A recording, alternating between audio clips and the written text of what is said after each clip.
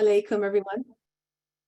I want to extend a very warm welcome to the Canadian Council of Muslim Women's 2022 Women Who Inspire Awards and Scholarship presentation. We're thrilled to have you all join us online from across Canada and even internationally for our flagship event in celebration of the strength, resilience, and excellence of Canadian Muslim women. We have a jam-packed and very exciting afternoon lined up for you. Between now and 3 p.m. Eastern Standard Time, we'll be introducing and presenting awards to our 2022 honorees, who will also participate in an engaging panel discussion moderated by Naseem Mithawani. We have MP Ikra Khalid joining us for some opening remarks, Mariam Monsef as our MC, and a very special performance by Wajma Surur. Our 2022 Women Who Inspire Awards theme is the Charter and CCMW at 40. This year is an exciting year as both the Canadian Charter of Rights and Freedoms and CCMW turn 40. CCMW aims to reflect the principles and spirit of the Canadian Charter of Rights and Freedoms through the work that we do. We believe in the universality of human rights, which means equality and social justice with no restrictions or discrimination based on gender, race, or ability. I want to give a special thank you to Senator Mary Lou McFendron, who is joining us today. She has been a leading light for the Charter and a great supporter of CCMW. We have another special guest who is a second mother to all of us. Solmaz Shaheen is joining us today from Niagara Falls. She is one of our founding members and she's so loved and admired. Welcome, Solmaz. CCMW is a community of dynamic Muslim women from across the country. We're more than an organization, we're a family, a movement for the empowerment and celebration of all Muslim women in Canada. And events like today's presentation are essential to this movement and to creating future generations of Muslim women leaders. Women Who Inspire is our annual fundraiser that helps raise funds to support promising Canadian Muslim women in their studies through the Lila Falman Scholarship, which is named after the late Dr. Lila Falman, a renowned educator and founder of CCMW. The winners of the 2022 Lila Falman Scholarship will be awarded this afternoon by Zahra Grant, a CCMW board member. If you'd like to make a donation to this life-changing scholarship, we're accepting donations through our website at ccmw.com and via phone and email. And if you'd like to join in the conversation online, you can follow us at CCMW National on Facebook and Instagram, and at CCMW Canada on Twitter, and share your stories and feedback using the hashtag WWI2022. We'll be posting updates throughout the event, and we'll be live tweeting the event through our Twitter channel. In accordance with the theme of our event today, the Charter and CCMW at 40, there are so many verses in the Holy Quran that relate to the theme of justice. Surah Nisa, or Surah number 4, verse 135, is one of those powerful verses. Bismillahir Rahmanir Rahim. Ya ayyuhalladhina amanu kunu qawwamina bil qisti shuhada'a lillahi walau ala anfusikum awil walidaini wal akrabin in yakun ghaniyan aw faqiran falahu awla bihimma فلا تتبعوا الهوى أن تعدلوا وإن تلووا أو توردوا فإن الله كان بما تعملون خبيرا. In the name of God, the most compassionate, the most merciful, O believers, stand firm for justice as witnesses for Allah, even if it's against yourselves, your parents, or close relatives. Be they rich or poor, Allah is best to ensure their interests. So do not let your desires cause you to deviate from justice. If you distort the testimony or refuse to give it, then know that Allah is certainly all aware of what you do. I would like to begin by acknowledging the Indigenous peoples of all the lands that we're on today. While we meet today on a virtual platform, I'd like to take a moment to acknowledge the importance of the land which we all call home. We do this to reaffirm our commitment and responsibility in improving relationships between nations and to improving our own understanding of local Indigenous peoples and their cultures. We acknowledge the ancestral and unceded territory of all the Inuit, Métis, and First Nations people that call this nation home. We conduct this event with respect for this land and we are on today and for the people who have and do reside here. The acknowledgement recognizes Indigenous peoples' long-standing presence in these territories, and this recognition and respect for Indigenous peoples and their lands is a key towards reconciliation. I'm joining you this afternoon from Burlington, Ontario, and I wish to specifically acknowledge this land where I am based. I acknowledge that the land on which I am based is part of the treaty lands and territory of the Mississaugas of the Credit. Burlington, as we know today, is rich in history and modern traditions of many First Nations and the Métis. The territory is mutually covered by the Dish with One Spoon Wampum Belt Covenant, an agreement between the Iroquois Confederacy, the Ojibwe, and other allied nations to peaceably share and care for the resources around the Great Lakes. I value the significant historical and contemporary contributions of local and regional First Nations of Turtle Island, and I'm grateful to have the opportunity to work on this land. Before we begin, I'd like to extend our warm wishes and say a huge thank you to our sponsors today: Oxfam Canada, Canadian Women's Foundation, Bounce Curl, and Bold Quality Lemonade. Funders and partners whose generous support and contribution allows us to work towards our mission and makes events like Women Who Inspire Awards and Dr. Lila Fallman scholarships possible. Thanks to you all. We truly couldn't have done this without you. If you tweet about the event, you'll be automatically entered into our giveaways. And these are the giveaways you'll be entered into. Number one, a free dine-in for 4 at Rose Cafe in Waterloo Region. Number 2, 3 winners will win a pair of tickets to the Toronto Real Asian International Film Festival, 2 tickets per winner. Number 3, a $20 certificate to Munib Real Foods chocolate spreads. Number 4, a gift pack of beautiful stationery cards from Bombay Paper. Number 5, a personalized mug or cup from Print Impressions. Number 6, last but not least, a free yoga session and consultation from Art of Being Yoga with Shaheen Sayed, valued at $120. And here's how to enter. Follow us on Twitter at CCMW National. Tweet about the event using the hashtag WWI2022 and tag us. And for a bonus, like and reshare our tweets. Now, we're truly honored to have Mariam Monsef with us this afternoon as our MC. Mariam is the founder and CEO of Onward. She's a globally recognized feminist, leader, and change maker. And this Afghan-Canadian activist comes from a long line of strong and resilient women. She rose from refugee to community organizer to cabinet minister, where she drove social and economic justice files for the government of Canada at home and abroad. And Mariam, I have a special message from Alia Hogman, our past executive director.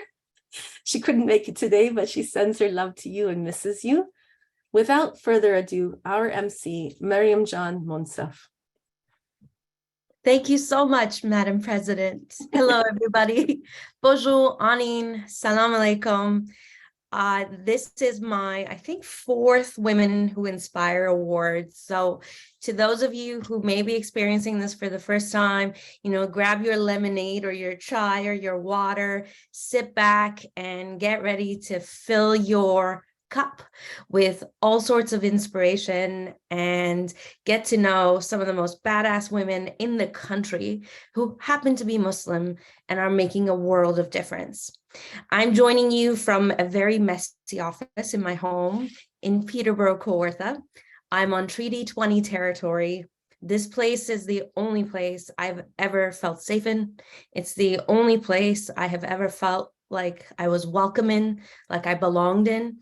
And over the 27 years that I've been here, every year I've become more and more aware of the privileges that I have as a refugee turned activist, turned politician, turned entrepreneur, and the obligations I have to the First Peoples of this land, particularly to the women who have gone through displacement, who've gone through dislocation, who's gone through the worst of the genocide, and they're still standing. We Muslim women have a lot to learn from the first women of this land, and together We have opportunities to advance our collective desires as well as our collective needs. And I'm grateful to see here today the amazing Wendy Sturgeon. You're going to get to hear from her shortly. Also amongst us today, as Nina mentioned, we've got Senator Mary Lou McPhedran, who is a force to be reckoned with. She is a steadfast feminist and a steadfast supporter of Afghan women. I saw firsthand Mary Lou McPhedran step up around the clock to support the well-being and help with the series of calls we were all getting at 4 a.m, 5 a.m, from women, Afghan women particularly, who are desperate to get out of Afghanistan in really tough times. Not only has she been there for Afghan women, as you heard, she is a key instigator and drafter and one of those feminists who's made the charter even better. And let me also say that the reason I'm here today, instead of helping my husband clean the yard and the garage and all the things, A, is because he's better at it than I am. B, the Canadian Council of Muslim Women has stepped up, particularly over the past year, to support the women of Afghanistan and allies here in Canada. I am so grateful to Nushat, to the entire team, including the board, for seeing that the plight of women in Afghanistan is a canary in the mine. The status of women and the status of democracy in Afghanistan is a canary in the mine for the status of women and democracy everywhere. If a group of men who don't like women, who hate women, can walk into a capital, undo 20 years worth of activism and development, overthrow a democratically elected government almost overnight, they can do that anywhere in the world. And I want to thank the Canadian Council of Muslim Women and the chapters across the country for continuing to stand with Afghan women, including with the call to stop the Hazara genocide. Let me take this opportunity to let you know also, in case you missed it, Muslim women are rocking it. Whether it was through COVID, where we got to see Muslim women on the television talking about healthcare. It turns out most of them listened to their parents and went to med school, became nurses, became healthcare practitioners. Muslim women held a lot together during COVID. They make all of us proud. In my time as cabinet minister, I traveled to every province and every territory, and I had the good fortune to also travel abroad, and everywhere I went, Muslim women are making a world of difference as entrepreneurs, in healthcare, of course, in public service, and as engineers. And I am so proud that we'll get to celebrate some of those women here today. Congratulations to the honorees, to your families, and to those who've had your backs. You also make teams better. So even if we don't know your individual names, we all know Muslim women in organizations and businesses who are making teams stronger and better every day. We also know women in politics, women in parliament. In about 15 minutes, you'll hear from Iqra Khalid, the MP from Mississauga, Erin Mills, and a hero of mine. Women like Salma, as well as Senator Jafar in parliament are rocking it. And we're doing it as Muslim women, despite the external and the internal pressures we're facing. The external pressures manifest themselves in the ugliest ways through Islamophobia, but also through those microaggressions. We've seen women in Alberta, for example, have their hijabs pulled off, be pushed to the ground, experience all sorts of violence, including having knives held to their necks. We've seen also massacres occur across the world, including in our own country. And those external pressures can be eased if the internal pressures facing Muslim women can be eased. Those internal pressures, I don't know how many Muslim women on this call have been getting, nudges or pressures to get married at an earlier age? How many of you are fortunate enough to have men in your families and women in your families who have supported your ambitions and have said, let her go her own way? I was at an event with the National Council of Canadian Muslims. One of the things I do now is just do speaking engagements. And my message to them was, first of all, by this time next year, I want every single person attending these conferences to be able to rhyme off immediately, off the top of their head or his head, at least the names of 5 Muslim women who are leading in Canada, because God knows there are many, many of us. And second, my message to them, particularly to the men, was this: when the rest of the world has even the perception that Muslim men are not supporting Muslim women, those external forces against us become that much more painful and that much more difficult to overcome. When we encourage our daughters to step up, and Canadian Council of Muslim Women does this, that matters. But when our daughters do step up, like Ikra Khalid does, like Salma Zahid does every day, like so many of the women on this call here do, we need our men to be the first ones behind us, supporting us and pushing back against the pushback we will inevitably get for seeking and attaining leadership positions. We need our men to protect us. It's not just the right thing to do, it's also the Islamic thing to do. The Prophet sallallahu showed reverence and respect for the women in his life to Khadija and Fatima sallallahu, and that same reverence and respect we need to see and show to each other, but particularly from Muslim men to women. And to the women on the call, you all get microphones and you all have platforms. My request to you is this: when you're given that mic, and every time you're given it, particularly when the audience includes Muslim men, make that ask. Ask Muslim men to step up for us, because most of them are proud of us and they want to see us do well. So let me also say this: if you're not comfortable enough just yet, make it happen, because I would like to introduce to you a woman of great impact, the amazing Wendy Sturgeon. It is an honor to be on the call with you, Wendy. I just want to make sure that your camera's on before I introduce you. After Wendy, you will hear from Ikra Khalid. And Yes. if you're interested, oh, perfect. And if you're interested in entering that draw that Nina spoke about, the Twitter handle that you want to tag is at CCMW Canada. All right, Wendy, are we ready? Because I want to make you blush a little bit. I think people should know how amazing you are. All right, here we go. Wendy is going to be introducing, as you see, an Indigenous perspective on the Charter. She is life partner, mother, granddaughter, daughter, sister, and great auntie. She lives, plays, and works in the beautiful Niagara region. Born in Toronto, Wendy is of Anishinaabe, Chippewa, Potawatomi, Welsh, English descent.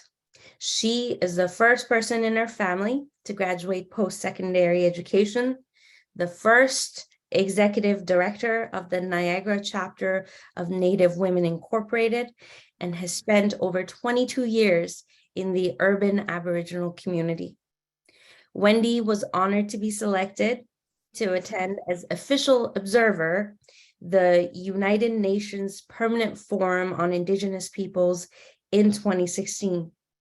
Through her community program development work, she created and secured funding for 2 groundbreaking Indigenous child welfare programs that have had significant provincial influence.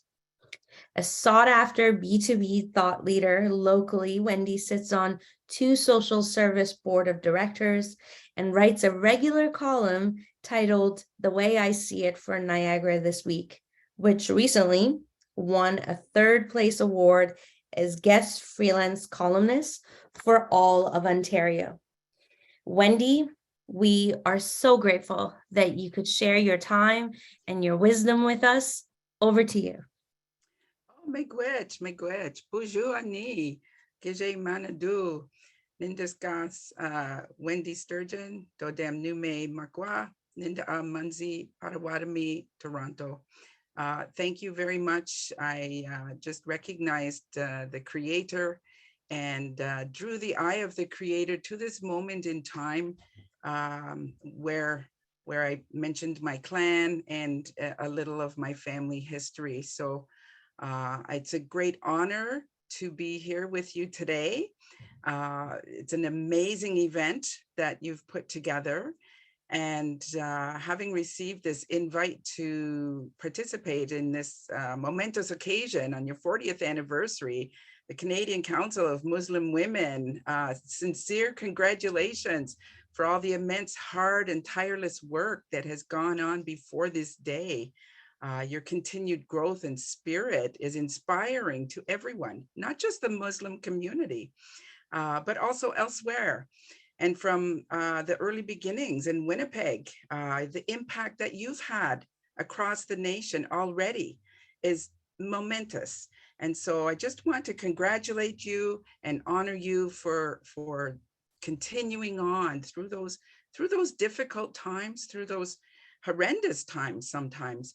And I heard earlier the language was spoken, and it was beautiful to hear that. It was such music to my ears. I hope that going forward, the Muslim community can retain those original languages that you have. So continue that. We know from the Indigenous community that so much more information is actually in the Indigenous language than what can be translated even into English. So it's a great honor to be here amongst you. And Marian, thank you so much for that beautiful introduction. And Nina, thank you for those words that you spoke earlier in the original language, as well as that land acknowledgement, which was so beautifully put together. I am speaking to you today from the beautiful Niagara region. In our language, it's called O Niagara.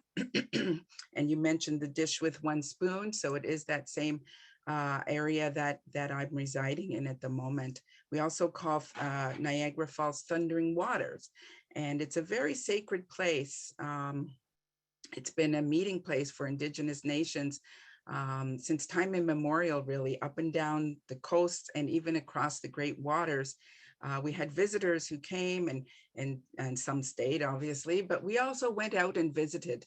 We knew that there were other people out there in the world, and we came back and we told each other about these people, and we knew that they were there. And we traded amongst some of those people. We traded up and down the coasts and all around what we call Turtle Island. It was wonderful to hear you say that this morning. So miigwech for incorporating those words into your land acknowledgement. We really respect that.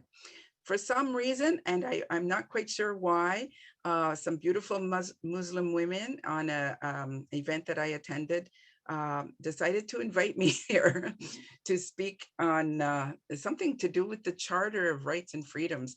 And amazingly, the Charter of Rights and Freedoms is also 40 years old. So in the Indigenous way of knowing, most of our nations, we're very diverse, and we have different teachings, we have different customs, but there are some sort of consistencies throughout. And one of those being around this thing called adulthood. And so we know that generally speaking, we don't reach adulthood until sometimes between our 50 to 60 year mark. If we're lucky, we can start to maybe think of ourselves as adults. And so with that in mind, just recognizing how young the Charter really is, 40 years. And Canada itself is still a baby. when we look at Canada compared to other countries in the world, it's very, very young still.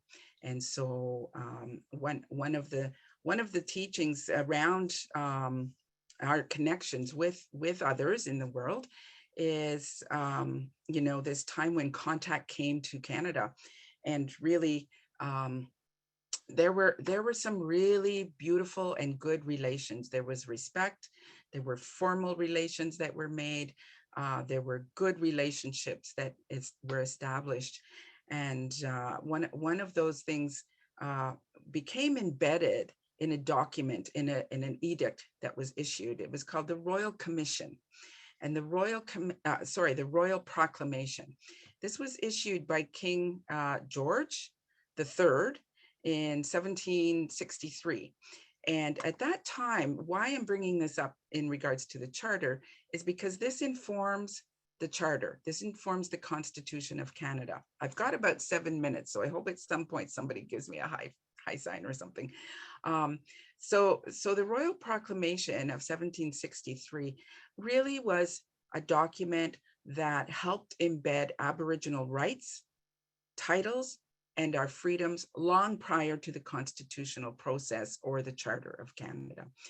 So in doing that, one of the things that we carry forward is understanding those bits and pieces that King George was talking about. Even though he came from that perspective of the colonial government, he was still confirming the international laws of the day, wherein lands that were already inhabited by individuals, by peoples, were to be dealt with on a nation-to-nation basis. This was embedded.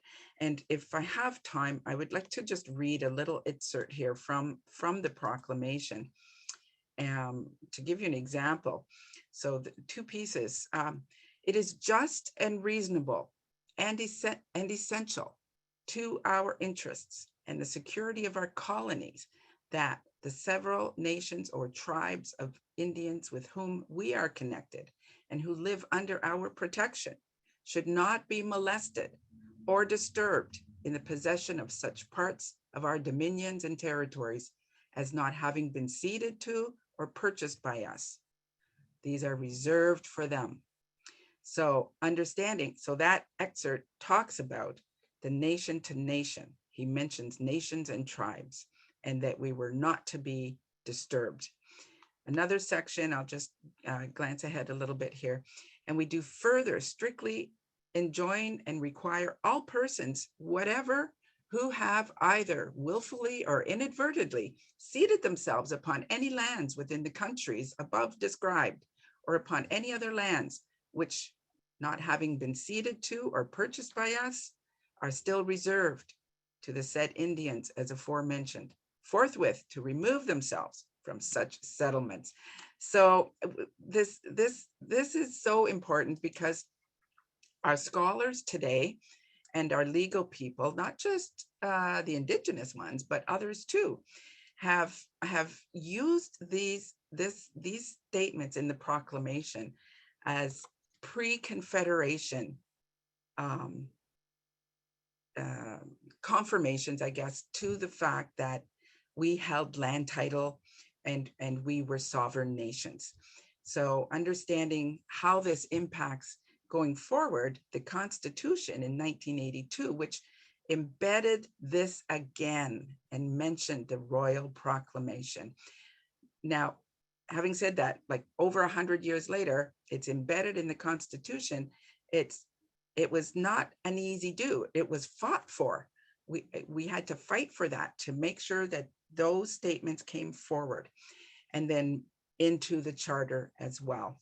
And so just moving forward into the Charter, the provision that I'm going to read is really provision 25. The guarantee in this Charter of certain rights and freedoms shall not be construed so as to abrogate or derogate from any Aboriginal treaty or other rights or freedoms that pertain to the Aboriginal peoples of Canada, including any rights or freedoms that have been recognized by the Royal Proclamation of October 7th, 1763. So these were battles that went on to ensure that that Royal Proclamation, those statements were carried forward. into the charter. So there's a lot about the charter that I could have chosen to speak about. I couldn't start the conversation without mentioning the Royal Proclamation. One of the things that we know now is, of course, in the charter are the supporting of individual rights. And I'll just mention this briefly before rounding this out, is collective ownership is how Indigenous nations worked in the early times. And it's only since Confederation and the disruption to those earliest good relationships that came at Confederation, when Confederation, the new Canada, 1867 or 69, somewhere in there, wanted to start to assert itself over Indigenous people.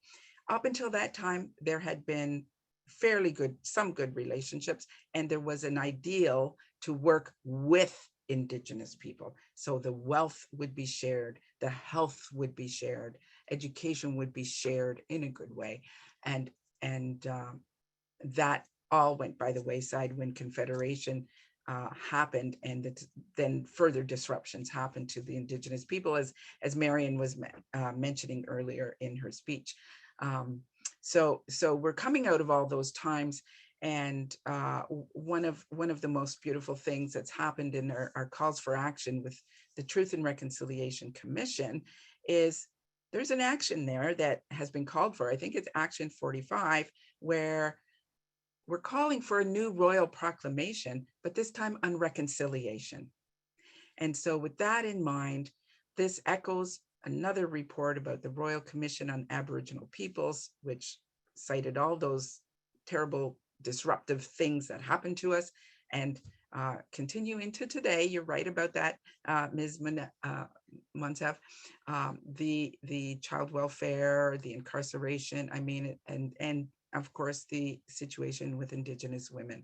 And so these are the topics I chose to speak on, just because I'm not a particularly legal person, but I just wanted to bring forward that trail of how the charter did embed that nation to nation relationship and the ongoing land treaty titles and the treaties. So I hope I've given you something to think about, and I just wanted to congratulate you again on your 40th anniversary, on the amazing work that you're doing, and all the honorees that are coming up later. I'm so looking forward to hearing the discussion on that panel.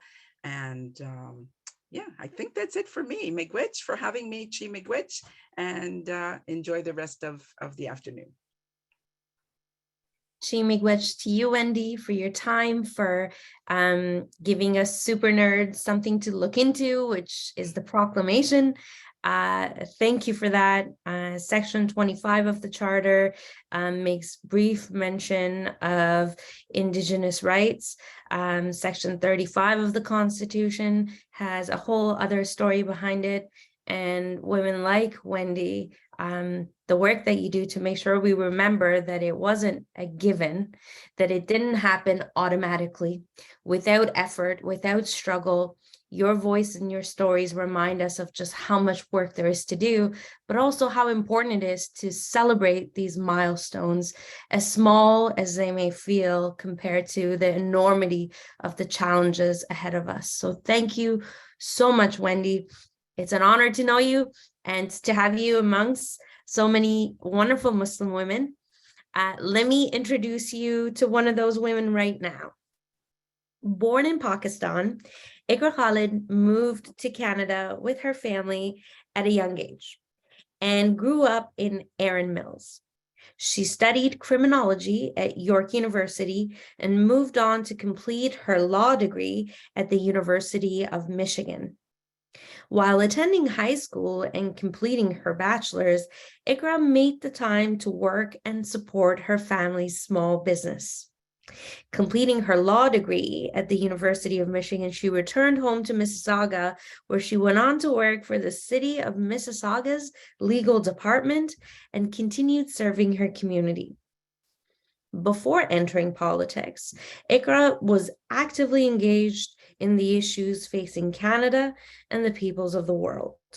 Whether she was raising funds for global disaster relief or building bridges between student groups at York University, helping her parents' small business after school, or working at an immigration firm, Ikra has been engaged in the diverse experiences of Mississauga residents for years.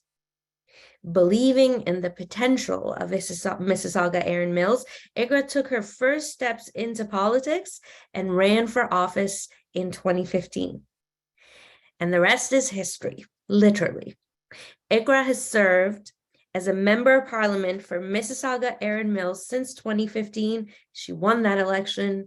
She is a strong advocate for women's issues and a steadfast ally in the cause of human rights, speaking out on issues such as human trafficking, online hate, the Rohingya genocide, and she gives voice to the people of Mississauga Erin Mills in her role as member of the Foreign Affairs Subcommittee on International Human Rights, as chair of the Standing Committee on Justice and Human Rights, and where I really got to see her shine was as the chair of the Liberal Women's Caucus. The Liberal Women's Caucus is a force. The Prime Minister listens to what these women have to say. And thanks to the leadership of Ikra Khalid, that caucus, that group of women and our allies were able to push through some really, really big changes and improvements for the status of women and gender diverse folks in Canada. Ikra knows that effective leadership requires understanding the needs of her constituents. That's why she's actively engaged with the ideas and concerns facing her residents. She hosts regular town halls and seminars to take feedback from her constituents and keep them informed on policies and programs that affect them. She's proud to have created the Erin Mills Women's Council, the first of its kind, to advise her on the issues facing women in her riding. We are so grateful that she's taken the time to join us today and to share some welcome remarks to all of you before she heads to Ottawa for an extended sitting and a very tough session. Please join me in extending a warm welcome to my friend and Member of Parliament, Ikra Khalid. Ikra, over to you, my friend. Thank you so very much, Mariam. That was quite an extensive introduction. Many people just know me as Ikra here in Mississauga Erin Mills. I am really happy to be here, not only to celebrate 40 years of the Canadian Charter of Rights and Freedoms, but also CCMW and your 40 years. I can't believe it's been that long. Next week is my 37th birthday. So y'all have been doing this advocacy work a lot longer than I've been alive. And I stand on your shoulders when oftentimes in the House doing the important work that all of you line us up for. So thank you from the bottom of my heart for all that you do. I'll also congratulate our recipients who have won this year for the Women Who Inspire Awards, Ariana, Farkhunda, Ganiyat, Kubra, Saher, and Sania. You guys are rocking it. Please keep rocking it and know that the sisterhood is alive and well, and we are all each other's allies. I think in just my remarks to all of you today, I just want to highlight the importance of allyship when we talk about rights and freedoms. And the role of Muslim women. I've watched CCMW over the past number of years become allies to a lot of other groups that really need that support. And I think being an ally to Indigenous communities is one that I have seen up close and personal. The ability of CCMW to bring that together. Without allyship, I think this is something that I've been thinking about for a very, very long time. And when I first came to Canada as a 12-year-old young girl, I would look at all of my neighbors. The front ones don't look like the side ones. None of them are practicing the same religion. We all speak differently. We all look different. And yet Canada is still one of the most peaceful countries in the world. And I would always ask myself, why is that? Well, it's that, now as I sit as a member of parliament for 7 years, having gone through the struggles of volunteering in our community, trying to be a community leader, and building bridges, it takes ongoing effort. It takes ongoing effort from all levels of our government, from civil society, from grassroots organizations and individual Canadians to really make that balance effective. And without allyship, that balance is almost not possible. And I really appreciated the call to action by Mariam on the call today to say we need to build allies within the male space as well, and bring them on board. And I feel that the more that we are able to do that, the more that we are able to be allies and build allyship of our own, we are more successful in ensuring that our Charter of Rights and Freedoms is protected, is maintained, is enhanced upon. I'm not going to lie to you guys, it's been a really challenging couple of years, and I suspect that it's going to get significantly more challenging as I see in Ottawa the rights of a woman to choose being questioned in a very serious way, not just in Canada, but across the world. Hate crimes being on the rise in so many different communities. That allyship is really what I think would help us in pushing past those issues and ensuring the safety, the protection, and the rights to equality for each and every interest groups, including women, and especially at that intersection of being a Muslim woman, so highly visible. But the work of CCMW has been absolutely phenomenal. You also have partnered with our government on all levels of government. You've partnered with civil society, with individual Canadians to make sure that our charter rights are maintained, to make sure that we're continuing to push that needle further towards progress. So really, I'm here to thank you for all of your efforts. I'm here to say that you guys inspire me every single day. I am motivated by you, and I'm looking forward to continuing to work together on these really, really important issues and this generational shift that we're seeing in our lifetime. Thank you again, everybody, and back to you, Mariam.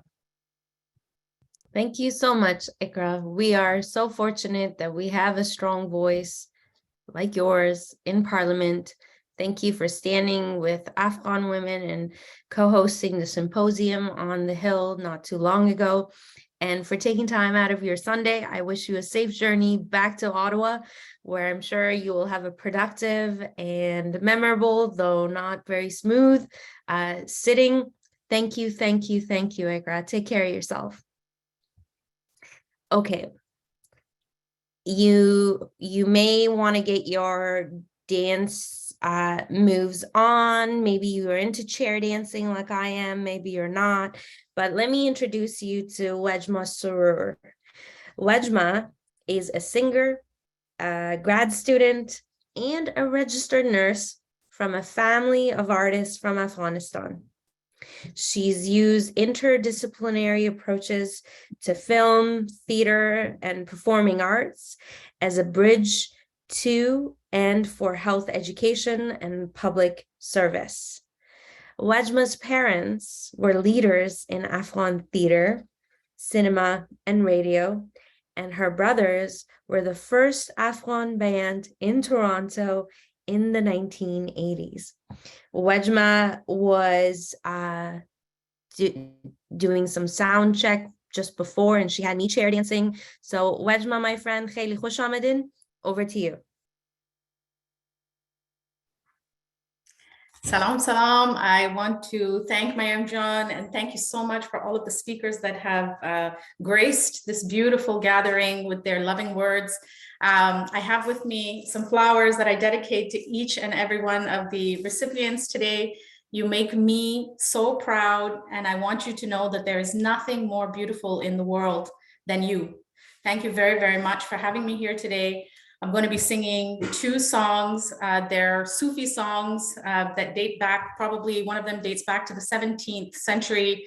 They're old songs. They're written in the Sufi tradition by men, and they're written for men, to be honest, but they're love songs nonetheless. And for those of you who know, can understand the lyrics, next time I will try to be sure to have lyrics for you. But for those who understand the lyrics, just kind of sit back and relax. And for those that don't, you know, here I am, an offering of love. I've dressed up, you know, despite all of the hard stuff that we go through as nurses and healthcare, I'm here with an offering of flowers and a heart full of love and hope that you will hear the message in these songs.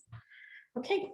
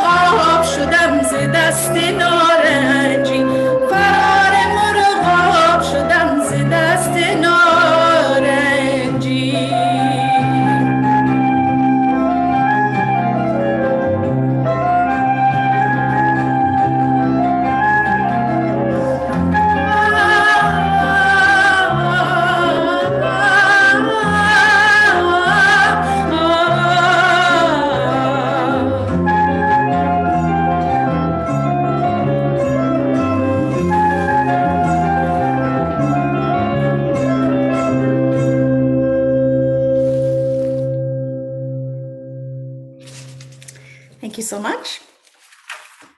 Wow, Tashakkur Ajmajan. It's a beautiful song. I have one more for you, Mayor John. Thank you. Thank you so much. This beautiful song is the 17th century song. It is by a Sufi mystic, and it's one of my favorites. Let me just get a little bit of water.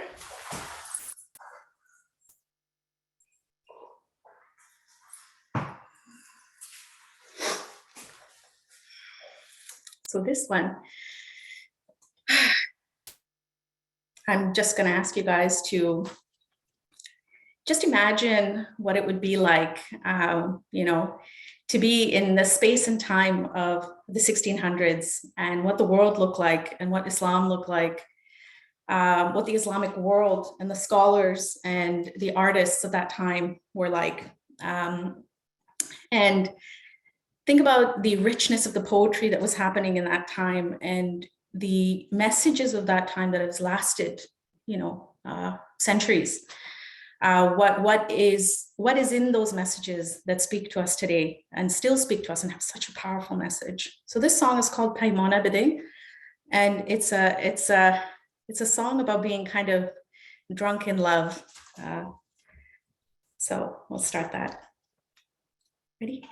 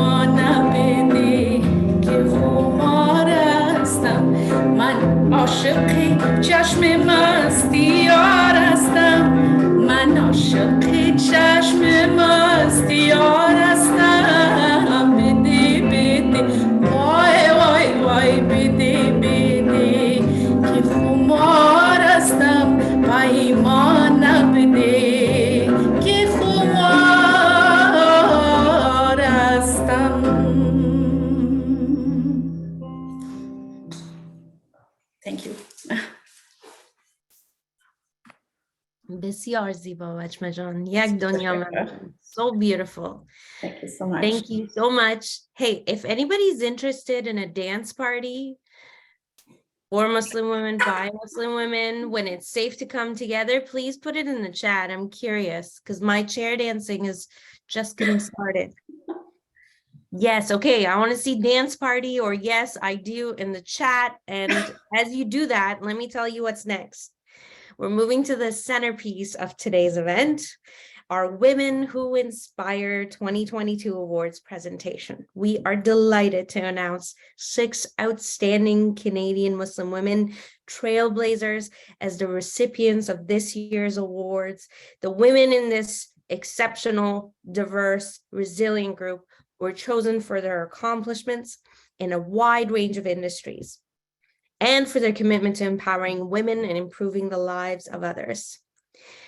This year particularly, we see quite a strong representation of Afghan women. And let me just say, it takes a special kind of woman to keep pushing forward, even after 20 years of hard work and progress for women has been undone. And I'm so proud of the Afghan women who've been on this call, who are being recognized. And one of them, Wajmajan, you just heard.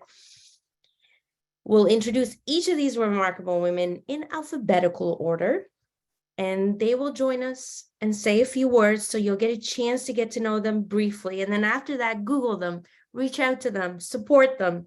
Please join us in extending a huge online round of applause for these CCMW champions.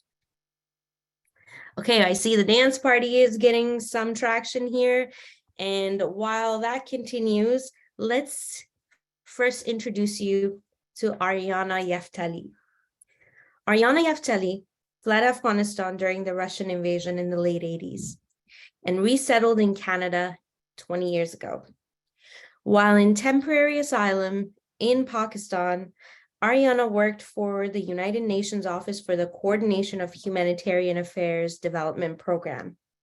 Soon after her arrival in Canada, Ariana started working as a refugee sponsorship counselor at the Manitoba Interfaith Immigration Council, assisting with various faith and ethno-cultural communities in refugee sponsorship.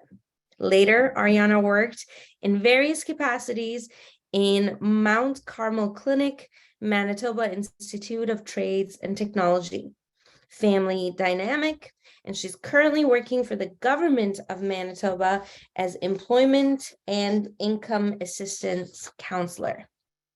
In addition to her full-time job, Ariana has done volunteer work with the Institute for International Women's Rights, Manitoba, Entry Program, Mosaic, a family resource center for newcomers, and Run for Rights organization. She's also volunteered for Occupational Health Clinic, the Afghan Canadian Women's Organization, and Afghanistan Task Force Manitoba. Realizing the need for settlement support for newly arrived Afghans, particularly for vulnerable single moms arriving with large families, on her own initiative and as a volunteer, Ariana co-founded the Afghan Canadian Women's Organization in 2006, which continues to this day. As one of the community leaders, Ariana has consistently ensured support, mentorship, and guidance for Afghan women in Winnipeg to comfortably resettle into their adopted country and community in Winnipeg. Her focus on women and young girls has ensured they are exposed to various opportunities. Through her activism and passion for human rights and women's rights, she's inspired many women and girls to become role models for other Afghan refugees in Winnipeg, Manitoba. With the recent conflict in Afghanistan, Ariana has galvanized the community to continue advocacy with the Canadian government and politicians and has brought the plight of Afghans, including the women and girls, to the forefront of the world so that we do not forget Afghanistan. Ariana is the author of the book, We Did It, a collection of refugee stories, and she has a degree in conflict resolution from the University of Winnipeg. Ariana and her partner are proud parents of their 13-year-old Liliana, and I know that Ariana has the strong support of a Manitoba senator who is with us today, one Senator Mary Lou McFedrin. Ariana John, خیلی خوش آمدین. افتخار میکنیم، بفرمایید.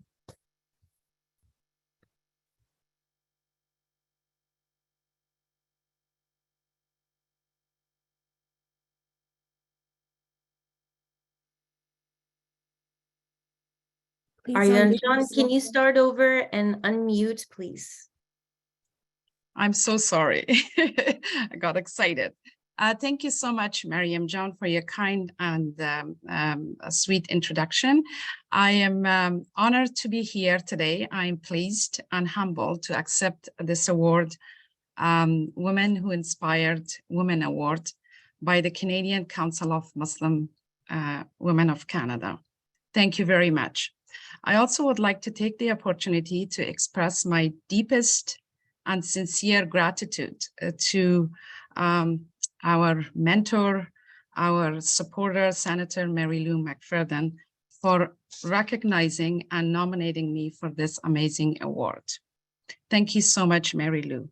You and other women in the community inspire me every day. I also would like to take the opportunity to thank the special person in my life, my mom, who is a strong, kind, and caring, who has made me where I am today. It's all because of you, Mom. Thank you so much. And last but not least, I also would like to take the opportunity to thank my supportive partner, David, and as you mentioned, Mariam John, my beautiful daughter, who have taught me a lot about how to be a Canadian mom in a different context. Lily, for all your support, and thank you for sharing me and my time with the community. I know you believe strongly in women's rights and human rights. And I also want to take the opportunity to congratulate the Canadian Council of Muslim Women for their 40th anniversary. You made me honored, and I'm very proud to be part of you. Thank you. Thank you, Ariana John. Congratulations. And yes, thank you to your family for sharing you with the rest of the province and other Afghan women. I hope you all go have a dance party after this to celebrate. Thank you. Let me introduce you now to Farkhunda Muhtaj. Farkhunda Muhtaj is an Afghan-Canadian professional footballer, social activist, and keynote speaker. She is the captain of the Afghanistan women's national team and plays for Fortuna Sittard in the Deutsche Eredivisie. Muhtaj is the director of Conscience and Culture and Respect Group, Inc., an active member of Common Goals Anti-Racism Project, a board member of Common Goals Quality Seal Committee, and an Ashoka Fellow, an Inky List Global Changemaker, and Impact Fund leader. She's the co-founder and director of Scarborough Simbas, a nonprofit organization that uses sport to help ease the settlement journey of refugees and newcomers to Canada. She also serves as a humanitarian ambassador for Penny Appeal Canada. Muhtaj earned 2 degrees from York University, a Bachelor of Science in Kinesiology and Health Science in 2019, and a Bachelor of Ed degree in Science and Physical Education in 2021, while captaining York University's women's soccer team. Muhtaj was recognized as a top 30 York alumni under 30 in 2022 for her active dedication towards social justice. She's also a graduate of FIFA UEFA's Women in Football Leadership Development Program as of 2022. She's an OCT certified teacher. In 2021, she played an instrumental role in the evacuation of the Afghanistan youth national team to Portugal after the Taliban came into power in August. Muhtaj is committed to helping to advance equitable and diverse opportunities for refugees and newcomers, women and girls, and underserved communities. She's determined that they feel empowered and become impactful leaders. Let us celebrate Farkhunda and hear from her. Congratulations, Farkhunda John.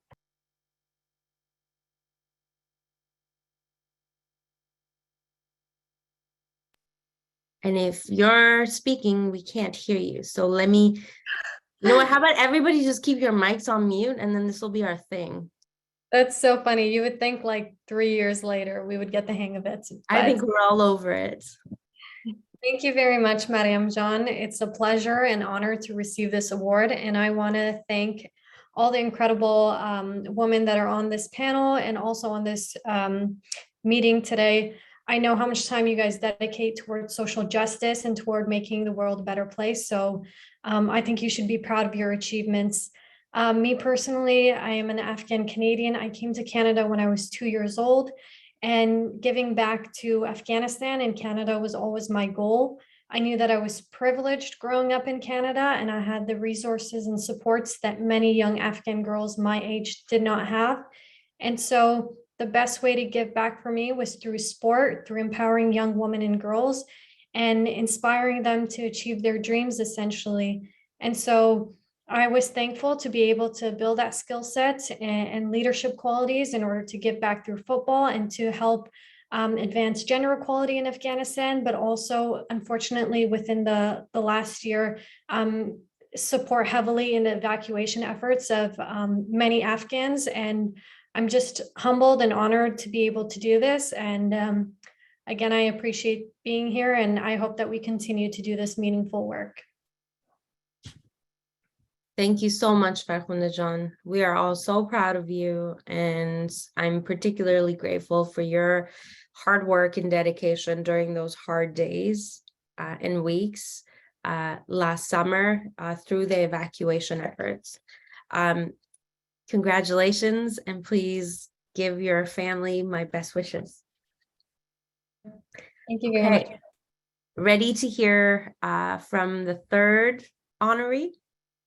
Let me introduce you to Ganiyat Sadiq, who's an advocate who's been recognized as Alberta's top 30 under 30. She aims to establish substantial solutions to address growing political and social inequity through the facilitation of purposeful conversations with policymakers, institutions, and citizens. These interests are reflective of the @IamX movement, a social community founded by Ganiyat that seeks to raise awareness of the injustices faced by Black, Indigenous, and racialized individuals, as well as providing a safe space to share their experiences. She also co-founded and serves as the president of the Black Inclusion Association, a novel nonprofit that aims to achieve equity and social justice for Black Albertans. Currently, Ganiyat is a fifth-year student in the Honors Political Science program and the International Relations program at the University of Calgary. We're glad to see you recognized by your province and honored to recognize you today, Ganiyat. Let me see your camera and mic, and I will hand the floor over to you. Amazing. Thank you so much to the Canadian Council of Muslim Women for this award. The Canadian Council of Muslim Women holds a very special place in my heart, especially since there was the onslaught of attacks against Black Muslim women in December of 2020, and it felt like no one was listening, but the Canadian Council of Muslim Women, through their Dare to Be Aware project, really held a microphone to my voice and made sure that I was heard and helped bring awareness to this injustice. So that's something I'm forever grateful for.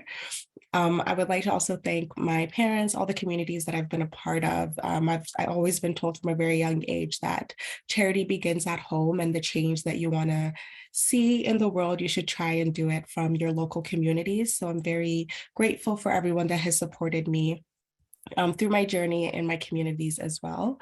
And I also think that while charity begins at home, it doesn't end at home. So there are many different places that we all call home. So we have to make sure that we're speaking up about any injustices that we do see. And when we see stuff being glossed over, we need to make sure that we are highlighting it and making sure we're supporting those that are in need. So thank you again. I'm very grateful also to be in a cohort of these amazing, incredible women. And thank you. Thank you so much, Ganiyat. I hope to see many, many more mics and podiums with you and your voice doing your great work. Our next honoree is Kubra Mir. Kubra grew up watching her parents volunteer in the local community and was raised with the strong values of faith, culture, and helping others. She was recently awarded the Platinum Jubilee Pin Award by the Honorable Mark Holland, Cabinet Minister and Member of Parliament for Ajax, and was given the Good Deed Award in 2017 by the town of Ajax for her volunteer work. Kubra is the president of Durham Region's chapter of Canadian Council of Muslim Women and has presented workshops to educate people about Islamophobia and family law. She empowers women through leadership opportunities and collect donations for local women's shelters. As a director on the Islamic History Month board, she works with municipalities to proclaim October as Islamic History Month and creates social media posts to celebrate the rich Muslim heritage and contributions to society.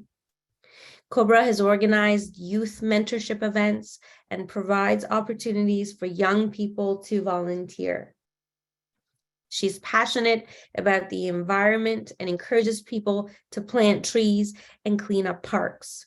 She has volunteered at the Islamic Foundation Mosque Soup Kitchen and is one of the founders of a senior group at a local masjid. She's an advocate for blood donation and organizes blood drives for the Muslim community. Kubra is a food and lifestyle blogger and has her own recipe column in local magazines. In her free time, you can catch her cooking up a new recipe or spending time with her husband and 2 kids. How on earth do you have any free time after all this great work? You are a force to be reckoned with, Kubra. Congratulations. Let me see your camera and mic on, as I'm sure we'd love to hear from you. Assalamualaikum. I would like to thank you, Miriam Muhtaj. I met you in person, and what a force you are to reckon with. And honestly, all the ladies on this panel, I'm so excited to be engaged with them and to be honored this way.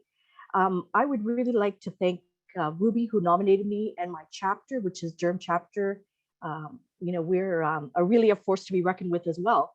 And my parents are on this call. I would like to thank them for this opportunity. And like you said, my husband and my children have been supporting me. And this is very emotional because I never thought I would actually win something like this. So this is a message to anyone. You can be a change maker. You can go and do things. So thank you, CCMW, and thank you to all the wonderful women on this panel. Thank you. Kubra, I want to thank your parents for the treasure that is you. I think humility is good, but lady, you carry a lot for your community, and Canada's better because of you. You more than deserve this award. Congratulations. And Fatima says that you are her hero, and there are many, many more nice notes in the chat box for award recipients and presenters so far. Let me see if Saher Ahmed is on the line. We weren't sure if she could join us, but she is certainly going to be recognized. I'm going to read out her bio, and Saher, if you are on the line, please turn on your camera or raise your hand, okay? And I see Sahar's mom has posted something. So yes, Sahar's mom, I will most certainly read that out. She has sent out a message. She's currently in Portugal and unable to attend the ceremony. But let me tell you why Saher has been recognized. Saher Ahmed is an Afghan Pakistani researcher and academic practitioner at the University of British Columbia. She dedicates her professional and academic pursuits to examining migration governance, displacement, and racialized policies in migration. As a PhD student in global studies, Saher is currently researching the surveillance of migrants at international borders and the political geography of people on the move. As a human rights advocate, Saher volunteers with community organizations to raise awareness around socioeconomic barriers experienced by equity-deserving peoples and the importance of intercultural development in policy and program implementation for organizations. She also leads the international advising and intercultural programming team at the Global Engagement Office as UBCO. Saher's expertise on social inequities through her professional and academic pursuits allow her to understand more thoroughly the needs of equity-deserving communities. As a political scientist in training, Saher is building on her mixed methods research expertise to introduce geographical information systems, paying close attention to spatial analysis in migration management. You can learn more about Saher Ahmed, and I certainly do, at saherahmed.ca. So her first and last name.ca. She sounds like quite a woman. I am going to read now the message that her mother lovingly posted in the chat box. Tashakkur Masuda John. Here's the message from Masuda, Saher's mom. Hello, Mariam. I'm Saher's mother, Masuda, and I'm hoping you can read out this message to the audience as Saher is currently in Portugal and unable to attend this ceremony. My daughter is a living example of all my hopes and dreams when I came to Canada 37 years ago from Kabul. I escaped Afghanistan on foot with my two brothers disguised as an older woman at the Pakistani border before fleeing to India and ultimately becoming a refugee in a place colder than Kabul, Winnipeg. Saher has grown up with the same determination and fierceness, and embodies standing for human rights in all facets of Canadian society. Saher is a role model, both in her professional and academic pursuits for younger Muslim women and her two sisters, Sophia and Sabah, who are equally proud and inspiring Muslim women in their own right. Thank you very much to the Canadian Council of Muslim Women for this incredible recognition. Saher is profoundly humbled and honored to be a Woman Who Inspire Award winner. Wow, well, the world is better because of her. I look forward to meeting her as we all do. And آفرین به این مادر. تشکر. خیلی ممنون. Thank you for making sure that your celebration of your daughter was included in this recognition, Masuda John. Thank you so much. Okay.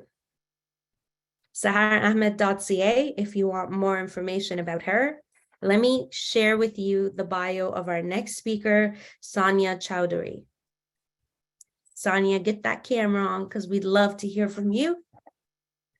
Sania Chaudhry is a full-time practicing lawyer in Calgary and is also a current part-time student at the University of Calgary Faculty of Law in their Masters of Law program, with her research focusing on critical race theory and administrative law in the context of reasonable apprehension of bias. Sania is also a current Canadian Bar Association Alberta Board Director, Board Liaison, and past chair of the CBA Alberta Equity, Diversity, and Inclusion Committee, member of the Calgary Bar the Canadian Bar Association National Equity Subcommittee, president of the Federation of Asian Canadian Lawyers Western Chapter, practice group leader and secretary of the Advocate Society Regulatory and Administrative Law Group, member of the Law Society of Alberta Equity, Diversity, Inclusion Advisory Committee, board of director of the Center for Sexuality, and chair and founder of the Alberta chapter of the Canadian Muslim Lawyers Association. That's not all. She's also a member at large of the CBA National Administrative Law section and a member of the Young Advocates Standing Committee. as well as the Diversity and Inclusion Standing Committee of the Advocate Society. Her op-ed highlighting intersectionality and mental health in the legal profession was recently published in the Globe and Mail, and she was a speaker on gendered Islamophobia at the Leaf Edmonton Equality Breakfast in April 2022. She's also published other articles on EDI issues in the profession elsewhere and over the years. She was recognized, rightfully so, in 2022 as a top 30 under 30 by the Alberta Council of Global Cooperation.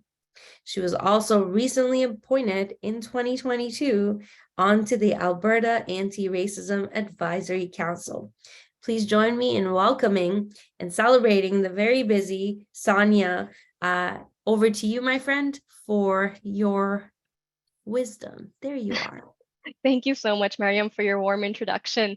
I am absolutely honored and really shocked, actually, to be one of the recipients of the CCMW's Women Who Inspire Award this year, alongside such amazing trailblazing women. And congratulations to the CCMW on your 40th anniversary. As a lawyer passionate about social justice and a racialized Muslim woman focused on equity, diversity, inclusion, and anti-racism initiatives with various intersecting identities myself, I am so thankful for this award. It is so special to receive this from an incredible organization that takes an intersectional approach to furthering equity for Muslim women in Canada and through being an ally to other women in Canada. I would like to thank my late mother, Ahmed, for being the most inspiring Muslim woman in my life, who has inspired everything I do and who always tried to make the world a better place with her unconditional and non-judgmental love and support for everyone whose life she had touched. May Allah grant her the highest ranks in Jannat. Ameen. I would also like to thank my three-year-old daughter for continuing to inspire me every day and motivating me to keep on going.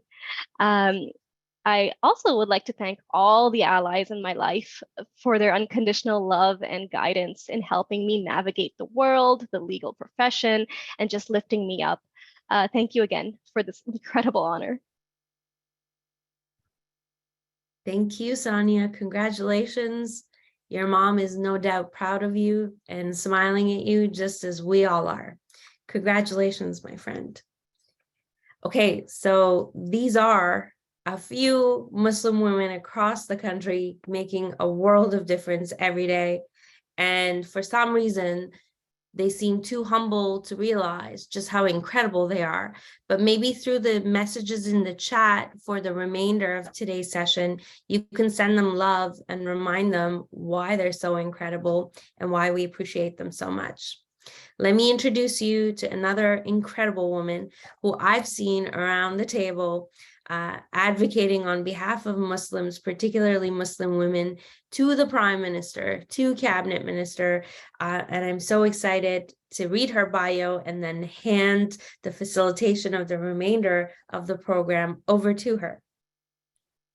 So congratulations, first of all, to all the recipients. Let me introduce you to Naseem Mithwani, an immigration and refugee lawyer with over a decade of experience. In 2020, she co-founded the Mithwani Waldman Immigration Law Group, a full-service immigration law firm.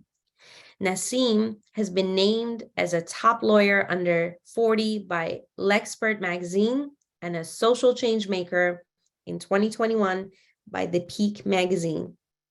This year, she's already appeared before the Supreme Court 2 times on issues that directly affect our community, including asking the court to find that sending Muslim refugee claimants back to the United States is a violation of their charter rights.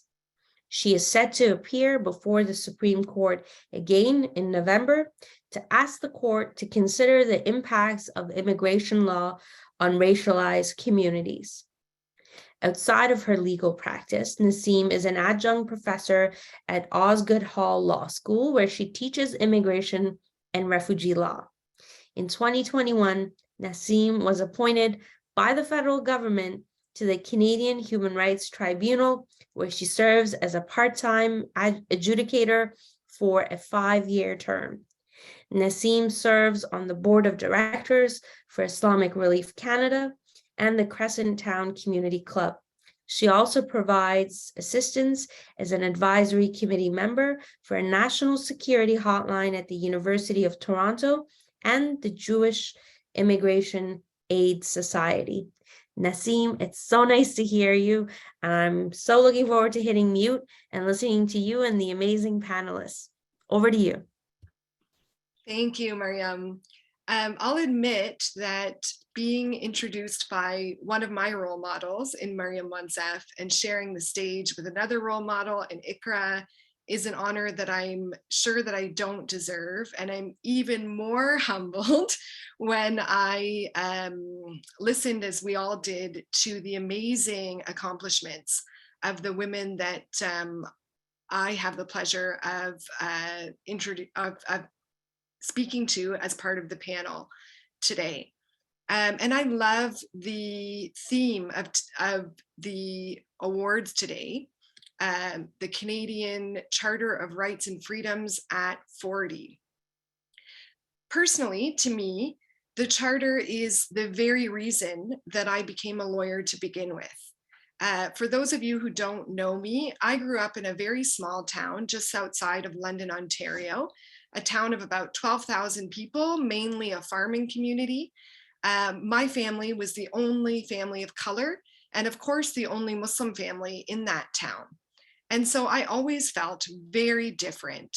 And while my parents instilled a pride of identity in us, it was also just a survival tactic as a child to keep differences minimized, hidden as much as possible, and to try and fit in.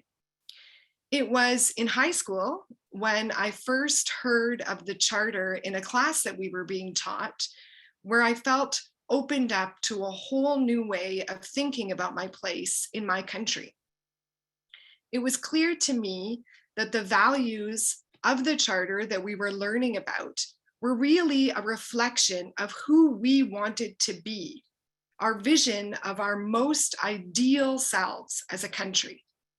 In that ideal country, we wanted to ensure that we wouldn't allow for the force of the majority to trample on the rights of others who society may not agree with or even understand.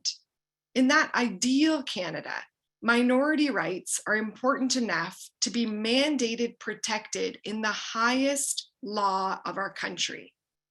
In that country, minority communities not only exist, but flourish, and differences are celebrated. And that's a very powerful vision. It was enough for me to feel, as a teenager in a classroom where no one looked like me, a shift in power. And I knew from that moment that I wanted to pursue a career in law. In that career, it became clear to me that the burden of ensuring that we as a country live up to our lofty ideals is one that is borne by extremely brave organizations like the CCMW and the individuals that I had an opportunity to represent. And I'd like to speak to you about one. Her name is Zunaira Ishak. When I met Zunaira, it was 2015. And if we cast our minds back, you'll remember that in 2015, Muslim Canadians were living in a very unique time. We were witnessing the rewriting of security and citizenship laws that were being changed to create tiers of worth in which racialized and newcomer communities found themselves at the very bottom. We were hearing concepts like old stock Canadians used by our governing party. We were constantly having to prove our loyalty to the government, who insisted that the number one threat facing our society was the Islamicism of Canada, a term they invented and none of us had heard before. In that Canada, if you recall, the government went so far as to propose a dedicated tip line to encourage Canadians to spy on and then alert authorities to the barbaric cultural practices of their dark-skinned neighbors. So this was the broader social context in which Zunaira Ishaq found herself being told that she could not wear her niqab or facial covering at a citizenship oath ceremony. And so when she came to our office intent on fighting the policy in question, we got to work. And of course, we challenged the policy on legal grounds that it was unconstitutional and unfair. We didn't intend to make her case a national issue. It was only when the Conservative government, believing that the conditions were ripe enough in our country to use our community as a wedge, that the case got the attention that it did. For them, Zunaira became a symbol, a rallying cry. Attacking her was an extension of the narrative of Muslims in Canada that the government had been crafting for some time. And so they believed that she was an easy target. And they believed that marginalizing a community like ours was a winning strategy for re-election. However, in taking on Zunaira, her opponents quickly realized what our community knew deep in its bones, that you underestimate a Muslim woman at your own peril. She not only won in court, but she started a conversation that allowed Canadians to openly challenge our own prejudices. That dialogue included, and perhaps for the first time, women who wore the niqab, who were able to speak for themselves. They took to print, to radio, to TV, and they shattered stereotypes. They were educated women. They were smart women. They made choices for themselves, sometimes in defiance of their own communities and families, in order to live their lives on their unique terms. And really, what's more Canadian than that? And finally, being brought into the conversation, they ultimately achieved a goal that far surpassed a legal win. They forced the broader society to recognize their humanity, and by extension, all of ours as well. So on the 40th birthday of the Charter, I think it is important to go back to the case of Zunaira Ishaq, if only to remind ourselves of one thing. Charter challenges have their place and time. But when we have to go to the courts to vindicate our rights, we've already lost that ideal vision of what the Charter was meant to convey in the first place. The societal backdrop at the time that we went to court for Zunaira Ishaq was not created overnight. It was laid brick by brick. It started after 9/11 with questions around the value of multiculturalism and whether Islam was compatible with the West. It continued when racism was legitimized and informed our political discourse and policymaking. Islamophobia was given room to grow in the way that we spoke about other countries and their people, in how we referred to newcomers and refugees. So at the time that we argued the case of Zunaira Ishaq, I believe that we as a country were really on the brink of changing to the point where we would no longer be recognizable to ourselves. And that experience stripped us of the privilege of being naive. We now know, with the unfortunate benefit of hindsight, what happens when we allow even seemingly small infringements into our rights. The women who stand with me on this panel, the recipients of this year's Women Who Inspire Awards, they know this well. They stand up for themselves and for our community for that very reason. They will not allow anyone to dehumanize or stigmatize or weaken us as Muslim women. They do this bravely for all of us and for Canadian values. And so for that, I know that we all thank them.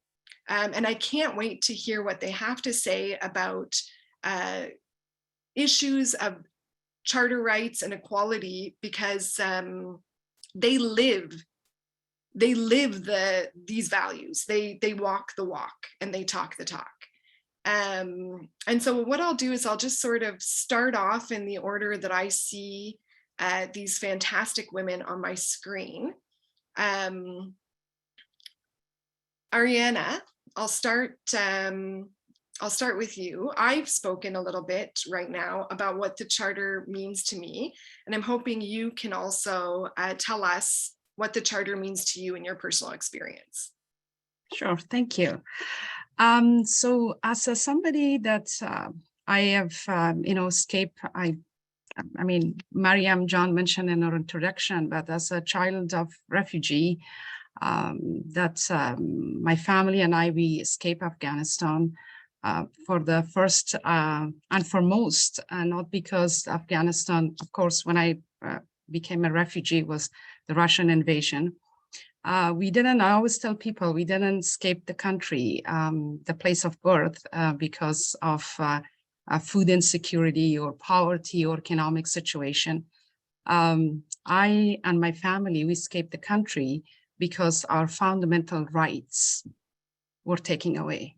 What I mean that when you look at the Universal Declaration of Human Rights, which is giving all of us, globally, the basic and the fundamental rights, which applies to all of us, giving the right to live in peace and security, giving the rights to be educated, and most importantly, giving the rights to conduct yourself in a peaceful manner and be a good citizen in that country or in the place that you're born.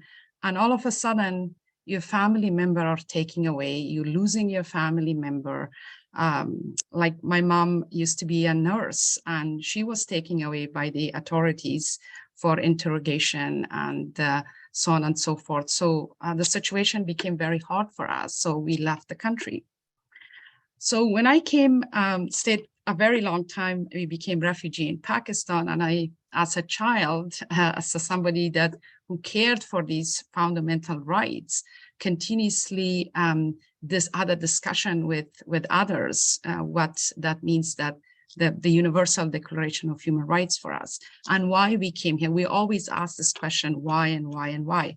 So when I came to Canada, and I mean, Canada was one of those countries, there's no regret, that at the time they accepted refugees from Afghanistan. And my family and I were lucky to be accepted by the Canadian government because we were fit under the category of women at risk. So when I came to Canada, of course, I'm not a very visible Muslim. I don't wear scarf. And unless I open my mouth, people won't notice that I have an accent or I'm a different. Of course, you come, you're in a fear because you escape your country, you escape another host country, which they were friendly toward us, but we were still refugees. We didn't have all the rights. But when I came to Canada, the very first few days, we were aware of our rights. You have the rights, you have the rights. So I know the Settlement Agency, the people who were around us, they were taking care of our basic needs, which is rights to have for a shelter, food, and we went through all those immigration process to settle in the country. But coming back to, I was exposed to Canadian Charter of Rights, and I did this because a very early time in Winnipeg, I was starting volunteering and working for Manitoba Interfaith Immigration Council, and my very few mentors, who was the executive director, he gave me this and he said, for somebody like you came from Afghanistan, I think I want you to read the Canadian Charter of Rights and Freedom. And I did, and it's a beautiful document. It's of course the gist of that I got from this document, that we all Canadians, regardless of who you are, our color of skin, our sexual orientation, our gender, who we are as a person, we all have the same rights. So I started reading that and kind of processing it, what that means to me, and how I can conduct myself. So, and then Of course, as I start learning about my my adopted country, and most importantly, the place that I love, Winnipeg, I form a women's group co-founded with other women. And one of the things we did as an ongoing thing, because as a newcomer, I think it's our responsibility, to know that our rights, and rights comes, of course, with responsibility. And B, we need to know what it is, so that when, as you mentioned, Nassim, when we get in a difficult situations, when people or women one time came to me and he said, my son lost a friend. He doesn't have any friend in the school. And I said, why? And she said that the moment he said that, they were very good friend, but the moment he said that they are from Afghanistan, he said, the boy went home, and the next day came and said, we are not friends anymore. So when you encounter situations like this, when people come in your community and they look at you as your community leader, as somebody who understands the language, and we are on continuously, we are building bridge between the Canadian and the newcomers and our Indigenous community.